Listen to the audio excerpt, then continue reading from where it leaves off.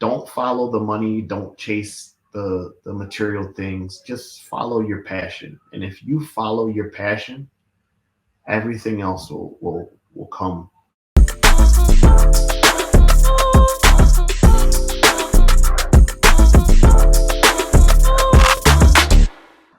Welcome back to another episode of the Bench Mob Ent podcast, the best sports podcast in New Jersey.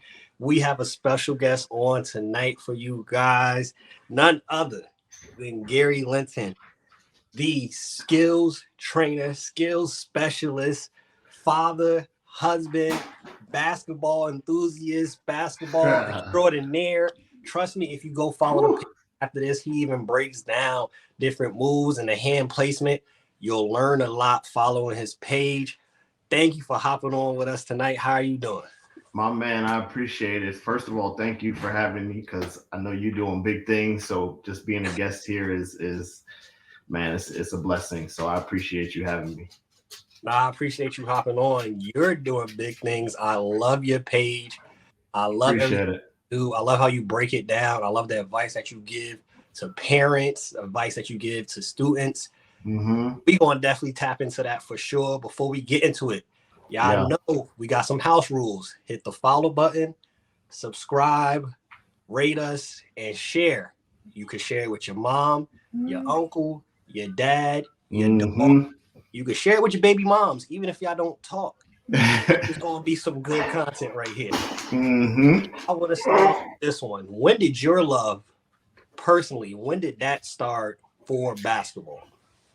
It started young. I don't have like a particular age that it really started, but as I was a little boy, my mom and dad put me into everything. They, baseball, soccer, basketball, and it was really just basketball that kind of just it really meant something to me. It was a place where I can kind of, although it was a place of five other people on the floor at one time, but it was just a place where, it was a lot of love and I enjoyed it. So I just stuck with it. Now for you, I know you played basketball yourself and you are now a skills trainer though. So what inspired you to go that route? Because some people, they just hang up the shoes and just like, all right, I'm not going to do nothing. I just watch the game. I don't play. I don't train. I don't coach. Yeah. What inspired you to go that route? For the longest time, I was actually, I was doing both. And listen, when you get up there, it's certain things that your body just won't do anymore. But going out to, play pickup games and stuff like that, which I still do from time to time.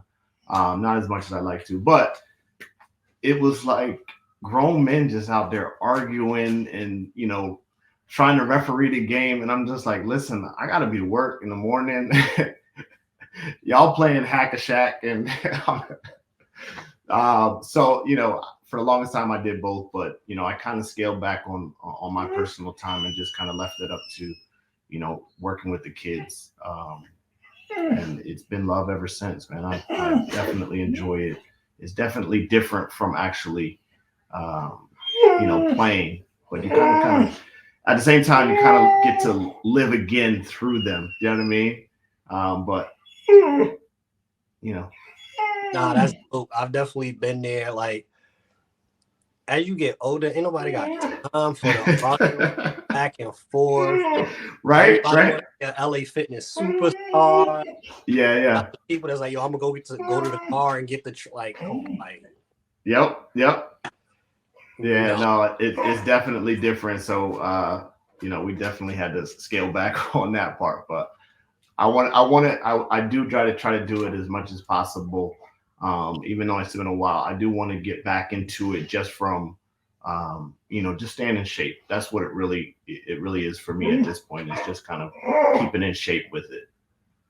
So where did the passion though to actually do skills training and to down to the finite details come from you? Because you're in the business. I know you might not say it because you don't want to talk bad about other skills trainers, but I seen them do the very bare minimum. They don't break down, the hand placement, where you should put your hands, where you should put the ball when you're shooting, how to play. Yeah.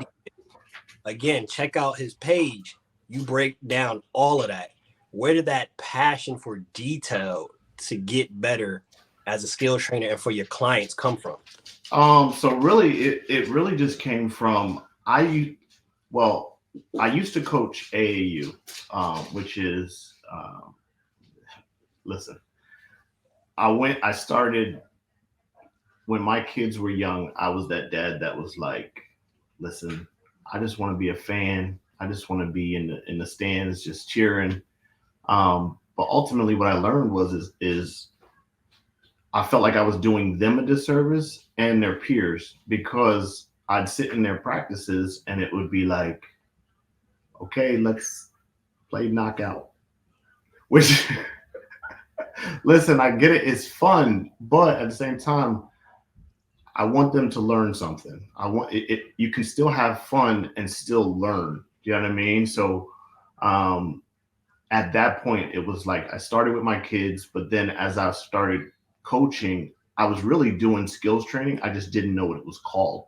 Mm. So, where most coaches would go in there and they, hey, we're going to run this play and we need to practice this play, that play. It was really me just going in there and saying, all right, I'm not worried about the plays. I'm worried about you guys getting better. So we're going to do these dribble drills for the first 15 minutes. We're going to do, these rebounding drills for the next 15 minutes, that kind of stuff. So it was really that kind of pushed me to do it further. And then I met a guy by the name of D. Briggs who put me on to I'm Possible, which was founded by Micah Lancaster. And um, once I kind of experienced that, it was no turning back because there was so much detail, so much stuff that was in there that I felt like if I would have had, I would have been much better. So I know if I can get these kids young and instill that in them, then they're gonna be all set. That's dope. I know, like you said, I would love to have coaches that went into that detail and understand Yeah. the skill aspect. Like sometimes I go help out in my town in West Orange and help out with some of these clinics, Mm-hmm. and they make sure, like, all right, we got to do ball handling. We got to do this first. Yeah. And the big thing, and I know you see this a lot, is like the footwork. Mm-hmm. People don't understand the importance of reverse pivot. Yeah. All that stuff you build up before you can talk about you doing a Steph Curry move. Like it's Yeah. it's a lot before that. Absolutely. Absolutely. And it's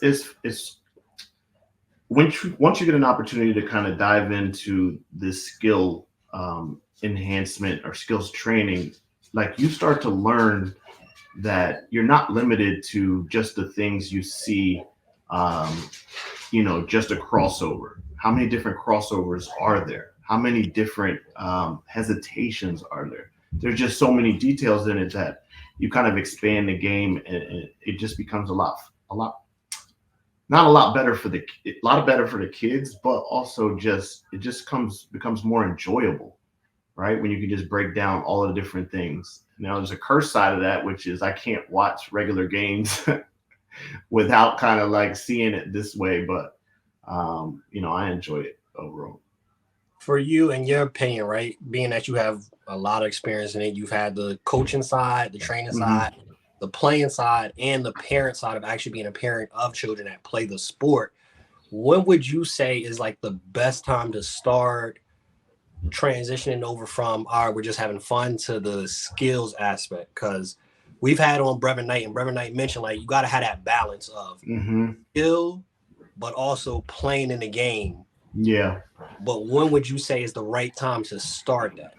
So it really, I don't give it an age. Um, Really, I leave it up to the kid, but at the same time, they have to be ready for it, right? So one of the things that I don't know if you've ever seen the movie with basically this, what was it called? King Richard. Yeah. And King Richard, what he did with his daughters Serena and Venus, like they weren't playing any games until they were ready, almost pros. Do you know what I mean? So for the kids, I kind of recommend the same. It's like if you can kind of put them into the skill development first, Mhm. it allows them the opportunity to kind of fall in love with the game And then everything else after that becomes a lot easier. When you put them in there too early, it becomes, you run the risk of them just hating the game in general. I know that a lot of parents want to rush into doing um, doing the games, but you got to understand, if you don't really have the fundamentals and the things that come along with that, then you're just going to be standing out there, and the coach is going to be, giving the ball to the athletic kid, and he's going to be doing his thing while everybody else is just like, what do I do now? So I don't put an age with it. Instead, I just say, hey, once your kid is ready for the game, and that's going to be different for every kid, then maybe you can add some games. Now, the interesting thing that I'll say about that is a lot of people don't know that USA Basketball actually has a recommendation, or like I think they call it the development guide, right? So in a development guide, I don't think that it's not until maybe 9 or 10 or 10 or 11 that they're recommending that kids actually start playing games. Mm. So before that, it's like, they can play like small sided games, 1v1, 2v2, 3v3, whatever. But 5v5 organized games, they actually recommend not getting involved into it until later ages. Did not know that was a recommendation. Yeah, I'm gonna have to check that out for sure. I did not definitely. know. That's really dope. That's really interesting right there. And on the other side of it, you mentioned like it's a certain point where you actually start with the games, where they decide to start doing the AAU circuit and things of that nature. Mm-hmm. That you've been involved in that circuit on all facets. What's your thoughts on AAU in regards of like the collegiate level, pro level? Because I see mixed reviews. I see some people AAU has harmed basketball. Mm-hmm. Some say it helps. They say some Yeah. with too much mileage by the time they get to college. Yeah. What are your thoughts on the whole AAU affecting, that collegiate and that next level? So, one is kind of a loaded question, but um, there's the good things about it, and then there's the bad things about it. I think that it does need some type of restructuring, because it used to be a place where all of the talented kids or all of the good kids had a place to go and play, but now it's become a place where everybody of all skill levels are playing AAU. So to a certain extent, I think it's lost its, I don't want to say its value, but it's kind of mystique feeling about it. But then at the end of the day, you need it in order to go on to the higher levels of basketball. So for that perspective, it's good. Now, the way that it's being used now, like you said, it's putting a lot of wear and tear on the kids' bodies, which is why I think that you see guys like Zion and just the other guys that are having trouble staying healthy because they've been in this generation of playing so many games. I've got kids, so not to run off the topic real quick, but I've got kids. I've seen some of their schedules right now. They're in from March to about July. They're in 3 tournaments a month. So if you break that down, let's just say at the bare minimum, there's 4 games. That's 12 games in the month. Do you know what I mean? That's a lot. That's a lot. And by the time you get to July, now you're looking at 40, 50 games, depending on, winners brackets and things like that. But college season. Absolutely. So that's why I say it does need some restructuring, but there are some good things that come out of it. You just have to be educated and know what is what, and try to avoid some of the pitfalls. For you, on the flip side, when you talk about the pro level, I've heard Charles Barkley and analysts alike say that AAU has ruined the NBA because everybody is buddy buddy of the of the same mindset that the NBA players are too friendly because of AAU. Everybody knows each other. Yeah. I don't think it's necessarily AAU that has done that. I think the broadening of social media has done that. Mm. In my instance, I do see the great things about it because just this small community of basketball is. I know we'd say it's a small community, but watching my daughter connect with superstars over in California, where we weren't able to do that before. There's a sense of camaraderie that comes with that. But I think that's just a social media part in the game of basketball connecting different people, not necessarily an AAU thing. So to put all of it on AAU is I don't think that's right, but I could see how somebody could get uh, that confused, especially the older generation. For sure. For you, right? I've always wondered this for like skills trainers. Mm-hmm. On your side, like a two-part question. How do you equate success as a skills trainer? And then also, how do you equate success for your clients? Like, what does that look like for you? So for me, I would say that the success comes from seeing the players reach whatever goal that is, right? And sometimes it's not even a basketball goal. Sometimes it's a um, each kid is going to have their own individual accolades or destination that they want to try to reach. A lot of us obviously want to go to the play at the next level, but for some, it's just a matter of, hey, this is a kid that used to walk into a room and not talk to anybody, and now is completely the opposite, walking in a room and can't stop talking. Do you know what I mean? So for success for those type of players is going to be different. Obviously, I want to see all my kids, get to that next level if that's what they want to do. But from a success level of measuring myself, watching those kids do that is a bigger feeling than actually getting them into school or whatever. But as far as the players, again, it goes back to whatever their goal is. There's kids that just want to get better. There's kids that want to play at that next level, and if they want to play at that next level, I'm going to do everything that I can to help them get there. Um, but that goes beyond just the skill part of it. As you see on my page, there's a lot that goes into just navigating this journey. So I want to help them do that. Whether that's, hey, I'm thinking about going over to this AAU squad. What do you think about that? Oh, well, I know some kids that were over there. They left because of blah, blah, blah, blah. Or, maybe you should go over here or shouldn't go over here.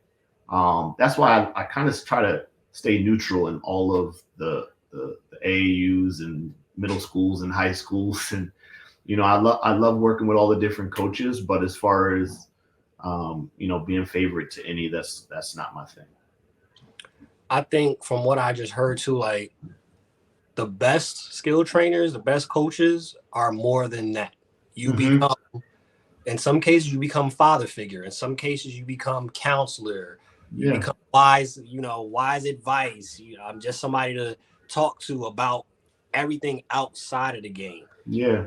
So I think that's dope. I think it's a huge responsibility, and it's something that I can tell on your side that you take serious. Like it's more than just on the court. Yeah. I tell parents all the time, and one of the things that I say to them is if you're paying for your child to get better at basketball, you're overpaying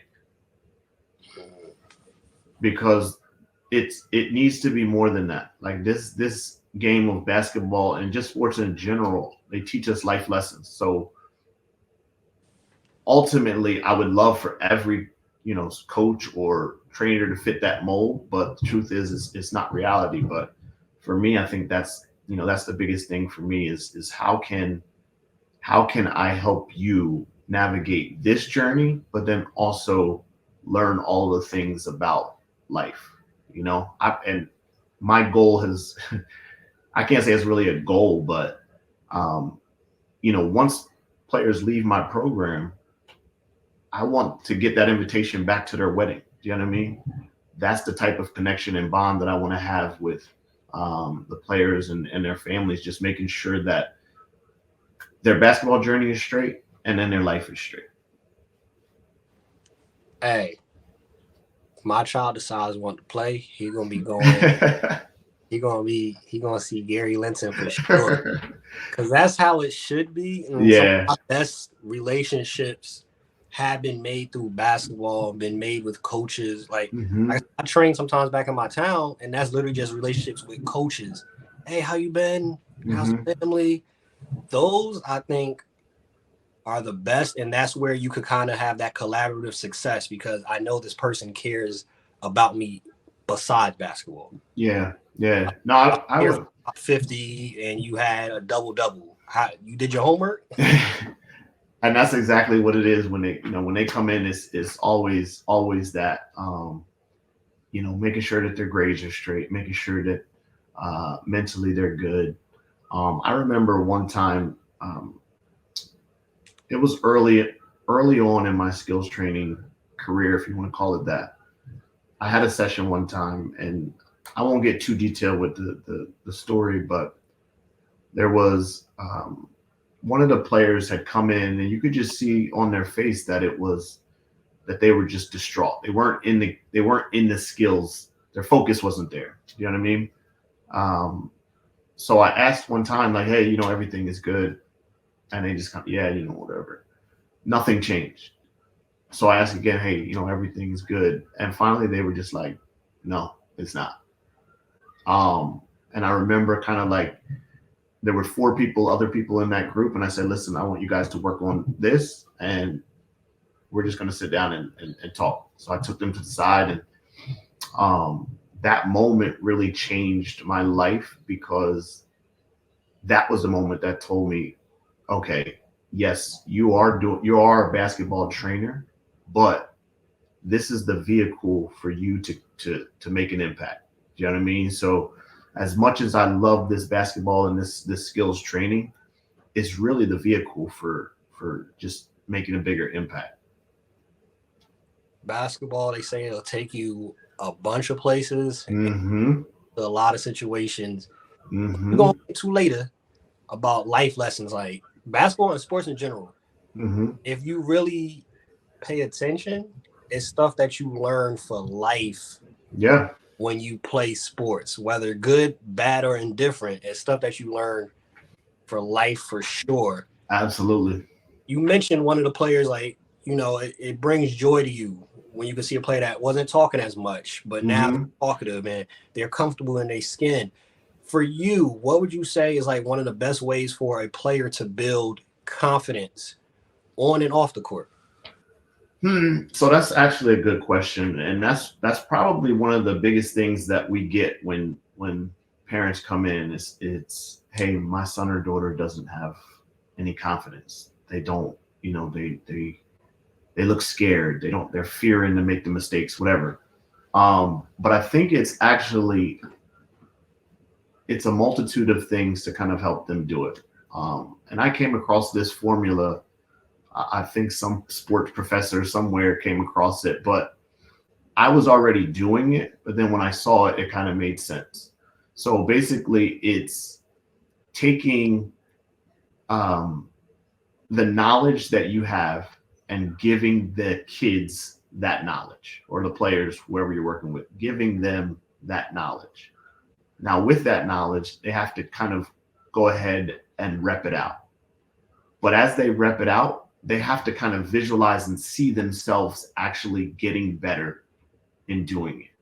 Right. So it's one thing for me to kind of say, hey, I've been watching you. It looks like you're getting better. Or coach to come up, hey, it looks like you're getting better. Mom and dad, hey, it looks like you're getting better. All that's great. But if you don't see it, it doesn't really mean much. So a lot of times in the trainings and things, you'll see us use different tools, And those tools, we get clowned a lot for them, but they're actually helping kids visually see that they're getting better, right?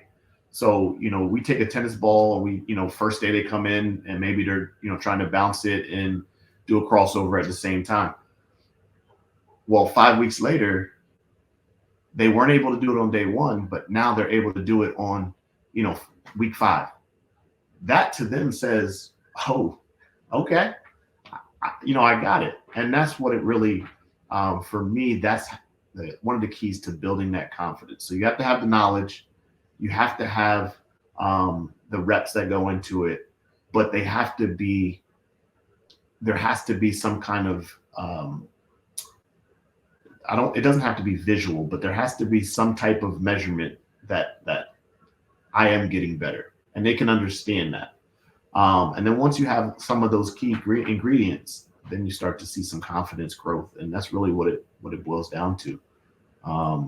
And I think that's why we do so good at kind of building players' confidence, because it's the visual part, and then they're able to rep it out and kind of see themselves grow. That's dope. I think that's a great method that you guys have set up to build the confidence, because anybody that's watching this or listening to this later, Mm-hmm. a confident basketball player is one of the most dangerous players. Yeah. They could not be the best shooter. They cannot be but I know I put the work in, and I'm confident in the work that I put in. I know I've gotten better. Yeah. That's completely different. You're not scared to shoot. You're not scared to go into the lane. I've been working on my left hand. I'm a left hand layup. Yeah. I know how important that is, and how important it is for your coach, your skill trainer. Absolutely. For your parents, your family, your support system, to say that you're getting better, but you still have to, like you said, they play a role in it too. Yeah. You have to be able to look and say, yo, I got better. Yep. Yeah. And once they start to see that, there's nothing, like you said, there's nothing you can tell them, because they're just that confident. I had a young lady that I started working with her freshman year, and her freshman year, she was very timid.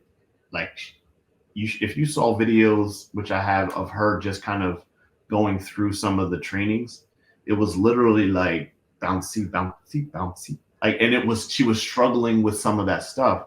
And her mom would always come to training, and she'd say, listen, we're doing all this training, but I'm not seeing it anywhere. And I just tell her, hey, just trust me, just bear with me just 1 second. It'll come. I promise you. We go through some more, and she come back. I'm being patient. I'm not seeing this. We go through some more, and it was literally that back and forth that would always happen. And then it almost seemed like overnight. It was like, boom. And you couldn't tell this girl nothing. A small school. I remember one time, and I'm running off on a tangent, but I remember one time this one, she went to States, and in the States, her team was playing, I think this was her junior year. Her team was ranked number 18. They had the 18th seed, and they were playing number 1 seed. And the night before, I'm thinking to myself, like, ooh, season's about to be over. But it's funny, because she actually said, you never know. We'll go in there and do something. And it was like, all right, well, if you say you're going to do something, then do something. And I'll never forget the next day. And this is sad, but I wound up not going to the game, because I did have a session. In all fairness, but I wound up not going to the game. And one of the parents, one of the media guys there, texted me during the game, and he said, you won't believe this. And I said, at that point, I already knew what he was going to say, but he was like, yo, this girl went crazy. And I think she had wound up with something like 25 or 30 points, but they wound up winning that game. And at that point, it was like, all of everything that we worked on, all of the moments that we spent together, um, it was just all validated. Do you know what I mean? At that moment. And I think that she felt it. I think her parents felt it. Of course, I felt it. But it's just the process that of kind of going through it all. But that was the story that was like, all right, this is something. And she No, wound up she wound up getting a scholarship after that. So that's dope. The like you mentioned, you didn't say it this way, but that's literally what it's saying is you, your parents, the players, you stress enjoying hmm and understanding the process of the journey. The hmm scholarship is great. Yeah, she got the scholarship. hmm But the best part was all of that building up to that. Yeah, the end goal, I wanted to get the scholarship, but the fact yeah, that you build confidence, that's the part of the journey that's the most important. absolutely. Yeah, yeah. And you know what? I think Kobe said it one time, and he said something along the lines of, and I don't want to butcher the quote, but he said something along the lines of, a lot of times we're looking at the destination as the dream, right? Once I get this scholarship, I've reached the dream. Once I get this to its next level, I've reached the dream.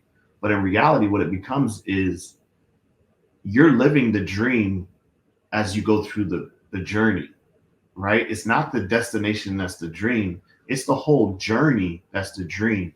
And we get caught up so many times in just the destination that we forget to live through the dream. Do you know what I mean? So I thought that when he said that, it definitely um, made a lot of sense. Now, on the you mentioned we're talking about the journey and the destination. What would you say is one of the problems that they run through, or some of the common mistakes that parents and players alike make hmm in that recruiting process? I know for some it can be very complicated. For some, it's an Definitely. easier process than others. People have the mindset, I need to go D1, and not understanding hmm you playing college ball, period, is a feat in itself. Absolutely. What are some common mistakes that you've seen so far in your journey? I mean, ultimately, I think that it changes with time.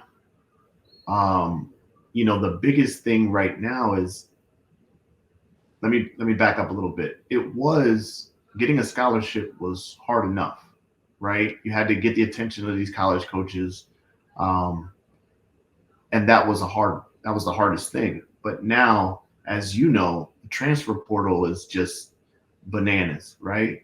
So I try to tell parents all the time, it's like not only are you competing with your peers, now you're competing with people that already are players that already have experience, right? So if I'm a coach, it's going to be, especially knowing how quick turnover they'll get rid of you in a second, right?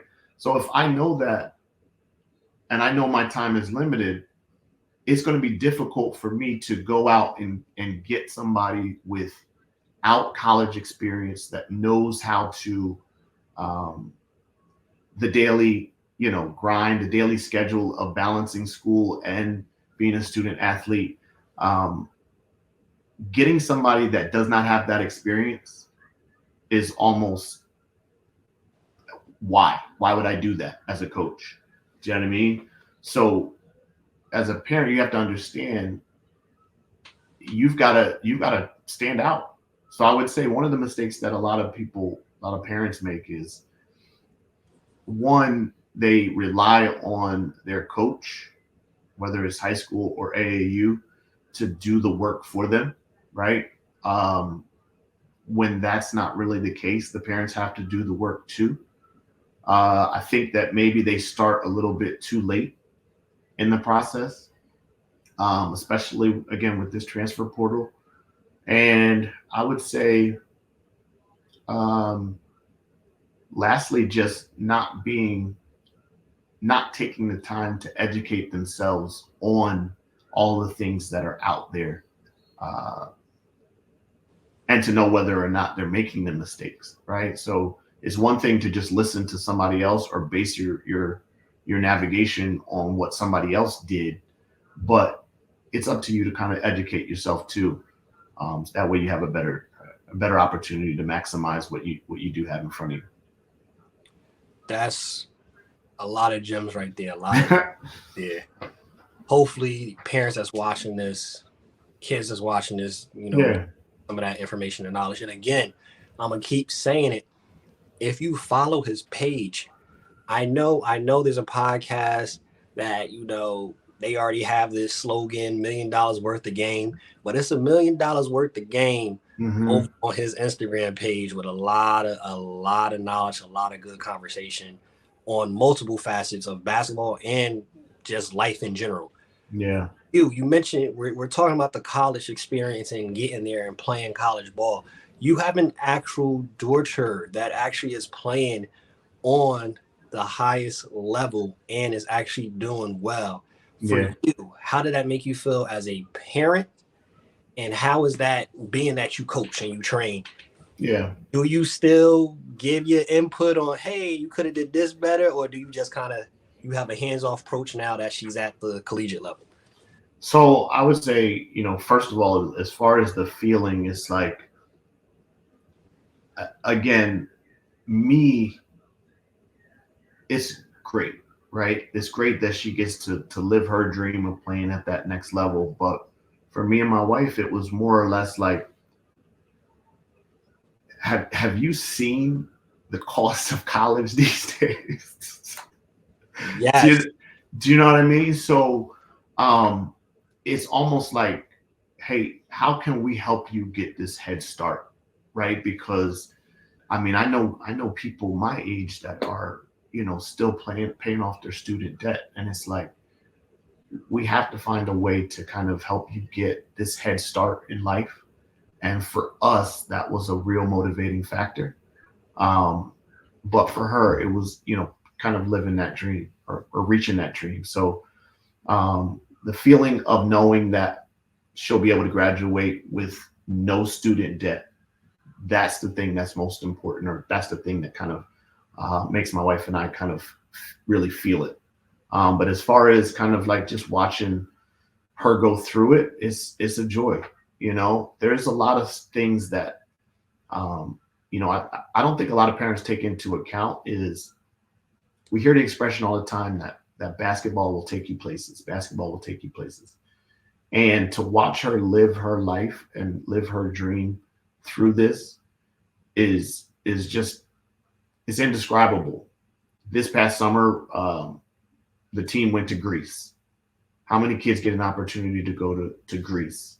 Um, this season they played the defending champions LSU. So it's like, how many people get an opportunity to do those type of things? Do you know what I mean? And just kind of like say, hey, these are stories that she's going to pass down. Do you know what I mean? So that's the part that kind of it really hits home for us, and we enjoy. That's dope. I can only imagine. I know that's a great feeling. Like you said, my child is only 1 year old, but I'm already thinking about, yeah, I've seen the prices. It's Yeah, nasty. So shout out to her for yeah. getting that full scholarship. I know it's a peaceful feeling for y'all. Funny story, right? So NBA Threads connected us. Shout out to NBA Threads, right? Shout out NBA Threads, NBA dopest community on the internet. hands down, right? So I reach out weekly to like 100, 200 athletes, collegiate, pro, D1, D2, D3, basketball, field hockey, everything. Hmm. So I'm doing my research. I click on your page. I say, oh, he has a daughter that plays collegiate ball. I go click. I'm like, oh, she really liked that. Wait, her page looked familiar. I DM'd, that was one of the people I DM'd. Really? Try to get on the show. September 28th, 2023. That Oh wow. busy, so she didn't look at it enough. But I'm like, wow.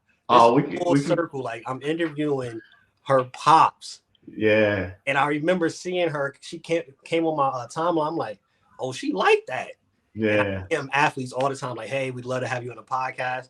So then I saw it. I'm like, yo, this is really crazy. Full. That's funny. That's funny. No, we can. I mean, we can definitely make it happen. I mean, she would love it. I know that. She's just that type of person. Her personality is very outgoing. I've never had um, an issue with her connecting with different people. So I'm sure that's just an instance where she just didn't see it. Oh, I look. I completely get it. I don't check. I don't know the name either. I'm leaving it. I don't even open it. So. And you know how Instagram sets it up. If you're not a friend, it goes into like a whole separate Yeah, yeah, inbox. So yep, I just be trying, and if anybody actually sees it, hey, yeah. all blessings. So I just be shooting my shot. I literally like Listen, no, we can happy. definitely we can make it happen. Last one before we transition to our fourth quarter segment, which is the fun segment, a little rapid fire, a little get to know everybody type of things. Hmm. For you, for those watching, for somebody that is aspiring to go to the route of being a skills trainer, they know I'm not going to continue playing, or I actually don't like coaching. I like more so doing the skills enhancement and helping them get better. That brings me joy. What advice you would give to someone trying to go down that route? Well, first of all, I would like to think that um let me rephrase that. I want basketball players, especially the young basketball players, the college basketball players, I want them to know that it is a space that you can go into, right? It's a space that you can call your career. Um, I ask my college players all the time. It's like, hey, what do you want to do when you're done? And all of them, I think I want to coach. I'm going to coach, and I think that becomes um, not that there's so much into it, but it's like logically that's the next step, right? Is after I'm done playing, I've got to coach. But I just want them to understand. I want people to understand like this is an avenue that you can take if you like basketball, if you love working with people. It is something that can work as a career. But as far as like really getting into it, I would say just you got to start. You got to start with one person. Quick story is I actually when I first started, I was like really discouraged. And I tell this to a lot of people. It's when I first started, I remember I sent an email. I had an email list of, I don't know, let's just say 150 people, right? And that list was like coaches from, the local area, some of the players, and I sent an email to all 150 people, and I was like, listen, I'm going to put together a training session, and I want you to come, and I want you to bring 5 of your friends, and it's completely free. And not one single person responded to that email and took me up on it. Mm. And at that point, it was like, wow, like this isn't for me. This isn't for me. Um, but ultimately, I didn't shy away from it. I kept going, and man, I'm so glad I never turned back from that. So I guess as far as to answer the question, it was I would say one, you have to really be dedicated to your craft, right? And it's not just knowing how to play basketball. It's how can I continue to learn the game of basketball? How can I be open minded to different techniques or different ways of learning and teaching, and just be willing to put yourself out there, not fearing the alternative. Just kind of just be going ahead and going for it. First off, I just want to say shout out to you for having the perseverance and keep going to not receive a single response That's wild, right? Yeah, and to keep going. free, free. Hey, I got that. I was just, I would have took that because that was the thing. My parents was like, "Yo, Yeah. free training, go. We'll send Yeah. you." Yep. But Yeah. So no, definitely, that was yeah. like I just mentioned, I I don't get responses often, often. But you have to learn, like, that has to be, you have to learn that, right? You have to learn it. Like, listen, I'm not expecting to get an answer, but if I do, great. Do you know what I mean? But it just comes with the territory, and once you get used to that part, you can do anything pretty much. Yeah, that I'm pretty sure you can equate that. When we talk about life lessons, if that's one of Mm-hmm. the use, but that's Mm-hmm. the perseverance. That's just keep coming back. I'm gonna keep Yep. coming, get better. I'm gonna keep trying. I may not, like you said, week one. I may not be able to do this drill right now, but Mm-hmm. I don't see anything. I don't see any fruits of it yet. But I'm gonna keep going back. I'm not gonna let it completely discourage me, quit Yeah. up. So I know I'll say it on behalf of all the people that you trained. They are definitely saying thank you that you kept going. That Thank you. you Thank you. No, did. I appreciate it. I think I think they're happy with that. And hey, NBA Threads connected us, but since following you, that's one of my favorite follows every day. Whether you're breaking down the game, whether you're breaking down Andrew Reese is coming this way. Look at the hand placement. Look how she's been. Yeah. That I don't know because I'm a basketball nerd too. Like I like knowing Yeah. that stuff Yeah. and understanding that. Why are they able to get to this position? Why are they Right. able to get their spots so easily? And then obviously being a parent too, all the advice you share for parents with coaching and not overstepping boundaries with your children and being Yeah. to have that balance. Yeah.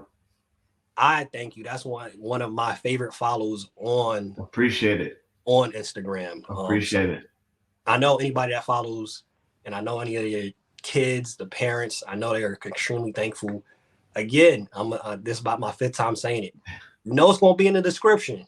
Go follow him not only on Threads but IG. Trust me. YouTube also go subscribe.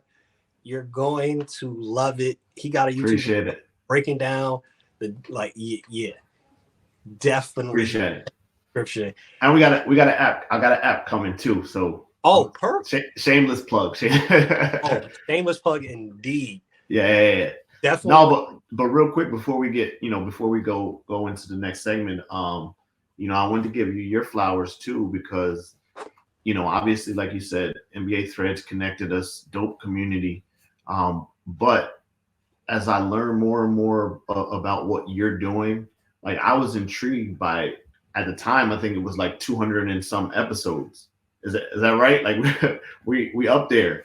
But to have that perseverance, like you said, to continue to go, and listen, I don't even have like, I don't even think I have 50 subscribers on my channel, but once you start to see some of the numbers, it's hard to keep going. So to make it past 200 and beyond that, that's amazing, man. So keep doing your thing. Anything that I can do to help you grow, please let me know.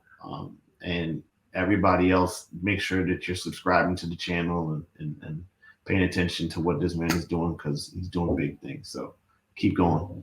All glory to God. Appreciate that.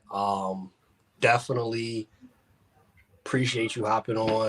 Yes, sir. For those that's just watching their first time, I'll share a quick story. Bench Mob Ent. The name is Bench Mob because I was in high school.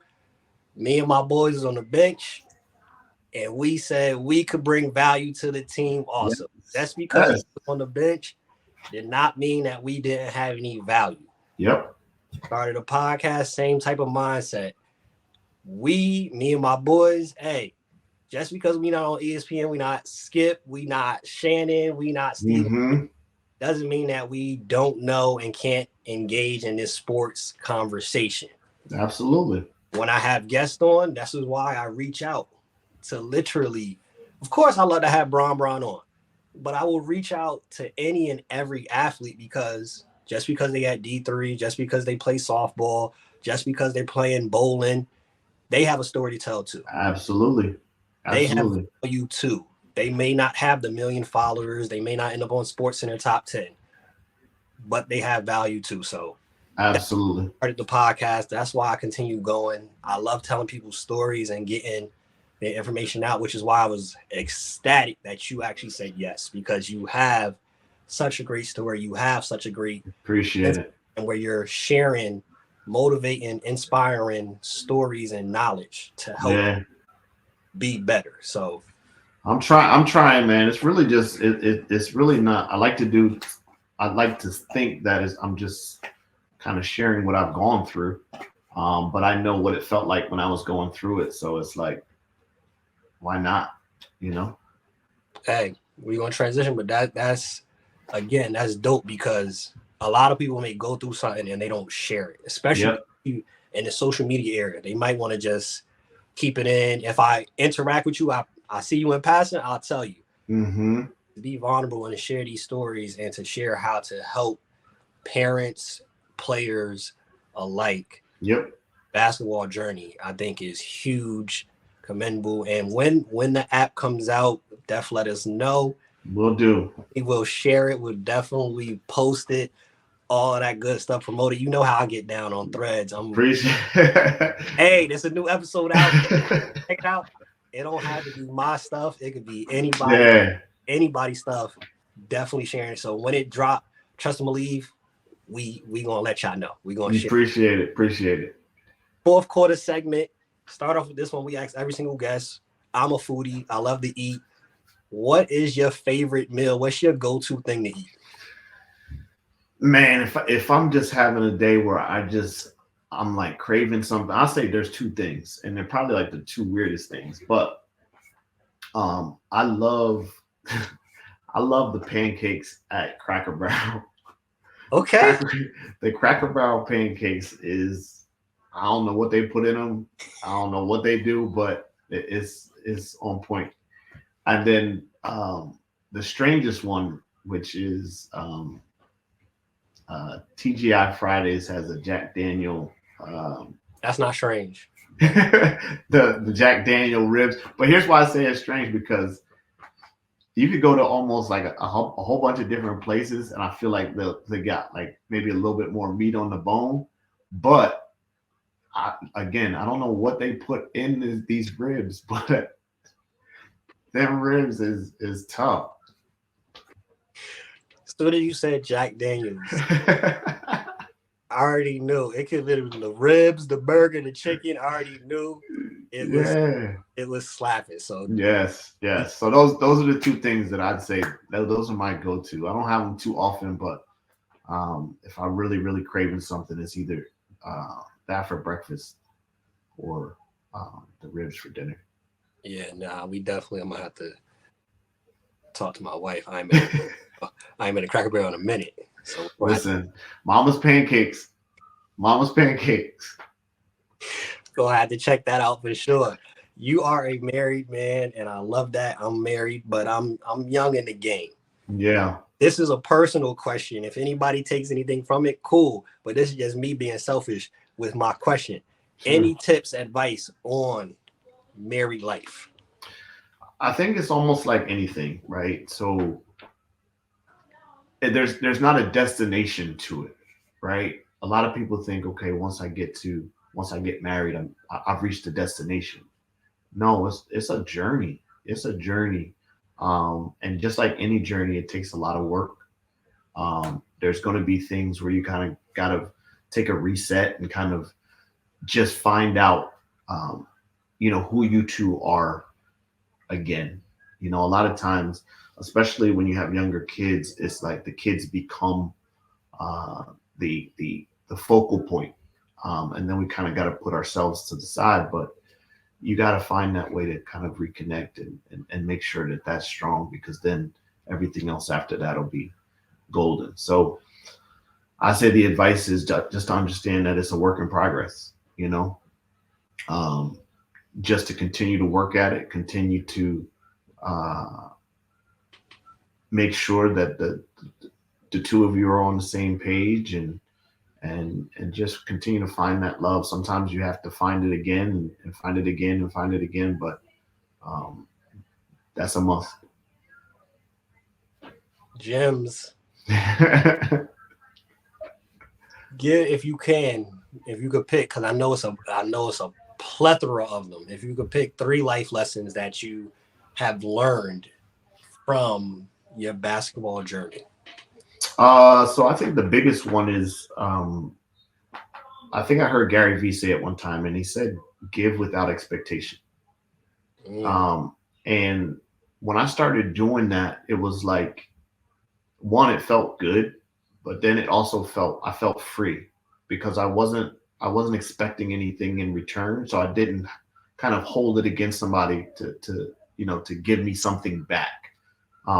But that give without expectation was a big one. I use that in every aspect of life. Um, the other thing I would say is just don't fear what's on the other side, right? So as far as and that pertains more to failure, right? Is failure is not a end all be all, but it's the greatest teacher. So when you fail, you have to kind of change the perspective of, okay, what I didn't lose, but what's the lesson that I can gain from it? Um, I forget the quote that somebody said, and I think it's something like, "There's no such thing as losses. There's only blessings and lessons," something like that. But that's really what it boils down to. As far as a third one, I'd have to say, um, just follow your passion, right? Just follow your passion. Whatever your passion is, follow that. Don't follow the money. Don't chase the material things. Just follow your passion. And if you follow your passion, everything else will come towards that. You'll attract everything else. I I think love those are the three.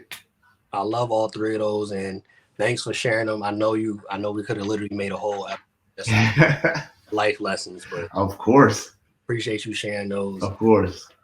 Oh, I went through scrolling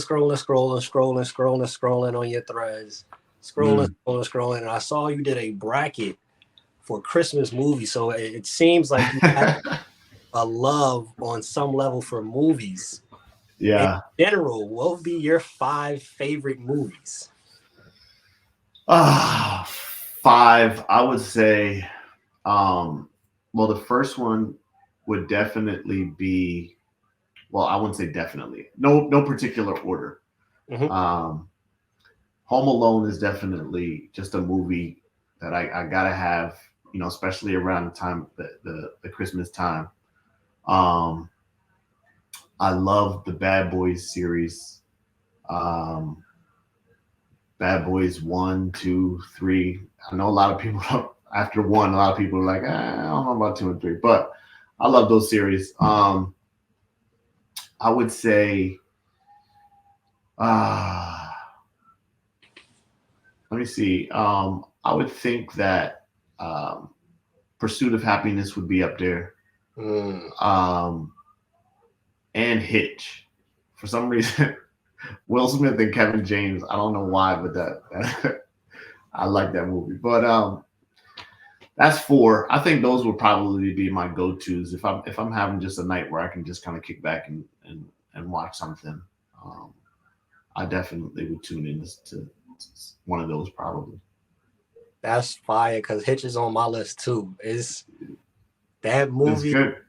is hilarious. Hitch is on my list, and when I saw the bracket, Home Alone, that literally, I don't know about for you, but I can turn on Home Alone January to December. Yeah, Dope. And you know some of the stuff is obviously like, all right, they're falling for that's that. wild. That's wild. I don't care. I still like, and now that I have a son, I cannot wait Yeah, to that's watch it. the beauty of it, is like you get to have an excuse to do like all the kid stuff again. Exactly. So definitely I got those on the list. And now, so it's a couple things I gotta do after the show. I have to figure out when we're going to Cracker Barrel. And go watch the Bad Boys trilogy. Definitely one of my favorites. Yeah. I know you probably won't see when 4 comes out. Definitely locked in for it.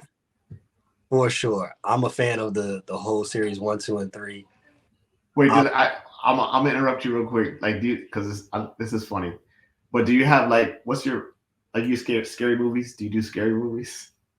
Here and there. Do you have like a top scary movie or not? Nah, not really. I'll tell you, because I tell people this all the time. Like, people ask me, "Hey, what's your favorite scary movie?" And I say I don't like, the scary movies never really scared me. Same. The movies that scared me to death, Boys in the Hood. I could attest to that. Juice. Like, those are the movies that, like, to this day, like, I can't watch them, like, just to enjoy them, because it's almost like I know that's the stuff that could happen. That's the stuff that could happen to me. Do you know what I mean? All this in the woods chasing. No. Did you see Ricky? Did you see him? Ricky! that's the stuff I tell people all the time. Like, those are the movies. Like, those are scary movies to me. I said I definitely could attest to that, because I end up laughing at some of those scary movies. I'm like, Yeah. That wouldn't be me. I wouldn't go down that road. I wouldn't. It's a clown hiding in the sewer. I ain't gonna pay no mind. I'm not about to go down there. Yeah, like, nah, we the opposite way. I'm going the opposite way. Definitely those, because they're more relatable in it. Oh no, that could. Yeah, nah, those are the ones that scare me. Gave me bad dreams and everything, nightmares and everything. Facts. And this other movie, I don't know if you saw it, Gone Girl. Yeah, I saw that. Yo. For somebody to do that, now that's scary to me. Yeah, see? All that, nah, that's scary to me. Yeah, see, they gotta change the ratings, man. That's not the genres. That's not scary. All right, we're gonna get you out of here with a couple more. We're done. We appreciate you hopping on. Of course. Give me your starting 5. If you had to choose a starting 5 for women's collegiate basketball, who would be in that starting 5? And you could mix it up now, past, whatever list you want to give me. So I'll give you I won't do a starting 5, but I'll give you what I'm most excited about. The 5 impact players that I enjoy following. So of course I gotta have on that list Caitlin, right? That's the obvious one. Juju Watkins is just wrecking shop. Hannah Hidalgo from Notre Dame. And this one might I'll say Cameron Brink. Mm-hmm. And this is the one that probably a lot of people would sleep on, but you just have to watch the games. Leilani Correa from Florida. I've been fortunate to kind of work with Leilani, so to watch her, what she's doing, and I'll go on public and say this: the only thing that really, to me, is what separates her from somebody like Paige Beckers is she doesn't have that.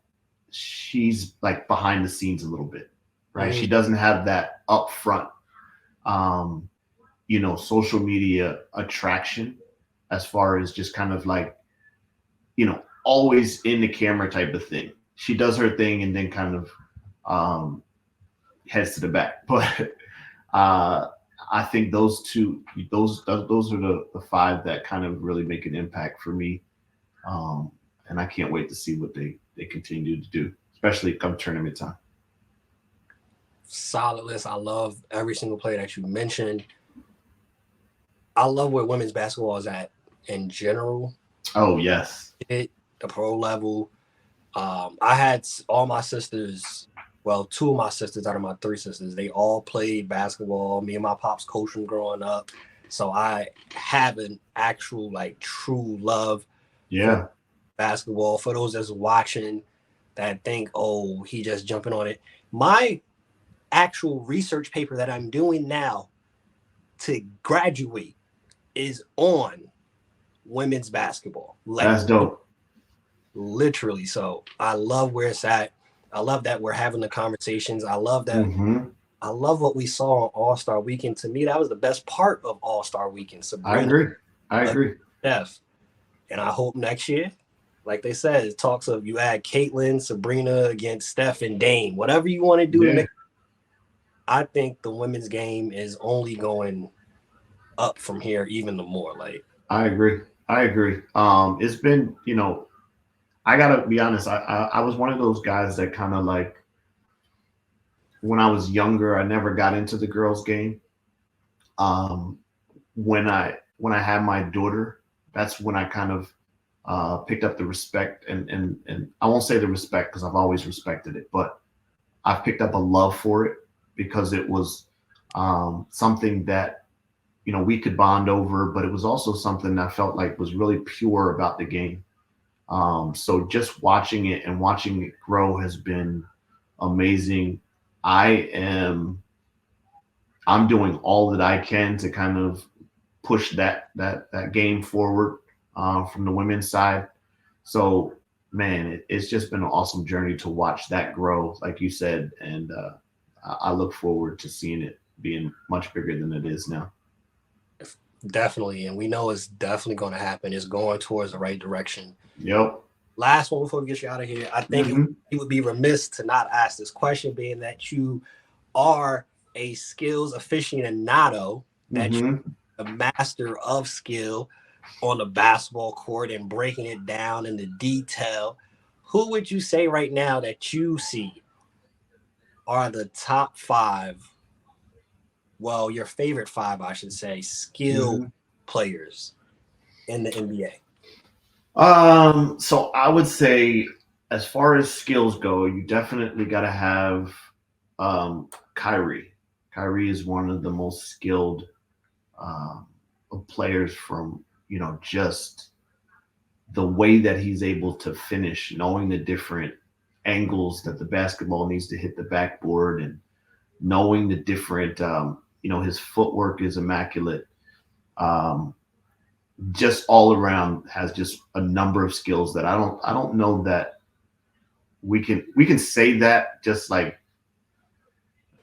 just as from a love of the game type of thing, but to really understand all of the different skills that he has is another thing, and I really appreciate what he does. Steph is another one. Um, I think that I let me say this. I don't think that he has the skill part yet, but I see that he's working on it, which makes me appreciate it. Which is Giannis. He has. Don't take this the wrong way. Listen, guys, don't take this the wrong way. I'm not saying that he is skilled, um, but you can see that he appreciates the game and he's doing what he can to kind of, build up some of those things. Um, I would also say for a big man, KD has a ton of skills. Of course, Wembenyama has a bunch of skills for a big man, um, and then uh, Ant Edwards, Ant Man. He's probably he's probably one of the top five in skills. And then of course I have to say Cat, because I know for a fact that Cat has done. Um, we've worked with Cat, so I know that he has the same skills package that that we implement. So those are some of the guys. Take Jan. I'm not saying I got to repeat this because I know that's going to be one of those things where he said Giannis has skills. No, I did not. I'm not saying that. I'm saying I appreciate that every year he is trying his best to add. That's what I'm saying. I'm gonna use the full clip because I'm not gonna set you up like that. Yeah. My boys know on the regular show, they know for the purpose of us growing. I'm gonna clip it a certain way to piss people off. But my guests, I don't do that too. Use the whole clip so they get the complete understanding. Appreciate it. Because I already know kind of how that works. I did a video recently this week. I purposely said some things a certain way, and it's done pissed off a bunch of people. And I'm sleeping perfectly fine, but I would not do that. Yeah. Sometimes I'll do that. Just not to guess, but I'll do it like to my stuff just to kind of like see what the algorithm will do with it. Exactly. And man, it does exactly what I know it's going to do. Every single time, and I'm good because the people that know me know where I'm coming from. Mm-hmm. They know the intention, so I'm good regardless. But I agree though, like I had this debate with one of my boys on the show all the time because he hates Giannis's game. He's like, "Yo, it's so boring to watch." He just over people, but I appreciate that he actually. You can see that he wants to put the work in to get better. He's not just I'm resting on. All right, I could go get 30 and 15 every night with no problem. He's trying to get the jump shot. He's trying to work on the free throw. He's trying to do the handle, and like he's putting the effort in. Absolutely. Yeah. Like some players, and I've talked to a couple NBA players, and I've seen it in the game. Mm-hmm. You've heard the interviews. These jokers don't put in the work. They happy with the check. I'm happy to be here. They come back the next year. They still can't shoot. They still can't do this. Yep. What did you do? What did you do this summer? They was out in Barbados. They didn't do nothing. Yep. Yeah. That was still going to be there. So I appreciate seeing that Giannis hasn't rested on. I'm a Supermax player. I got a ring. Yeah. He wants to continue to get better, and you got to appreciate anybody that does that. So he I definitely appreciate that. And one more time, he's not the most skilled, but. And before I close out, of course, Kyrie. I don't know if you saw anything, but I'm super biased towards Jersey players. I think we have some of the best. Oh, of course. Out of the country. Oh, of course. I really think that Kyrie, of course, definitely. I was blessed to see some of that growing up, being we was in the same town. Yeah. Different. Always been different. Yep. And Karl Anthony Towns. Mm-hmm. People was on his head top. Oh, he's the best shooting big man. Hey. No, he can shoot. He can shoot. Cat's bag is deep. Really is deep. We saw a little bit of it with the 50 piece in the All-Star game. Yeah. Cat's bag is deep, and y'all got to remember. And Cat's now playing with an Anthony Edwards, a Rudy Gobert, Mike Conley. Yeah. He's playing to win. He's not playing. You're not going to see all of it every time, but you see different. Yeah. No, I can vouch that he definitely has a bag.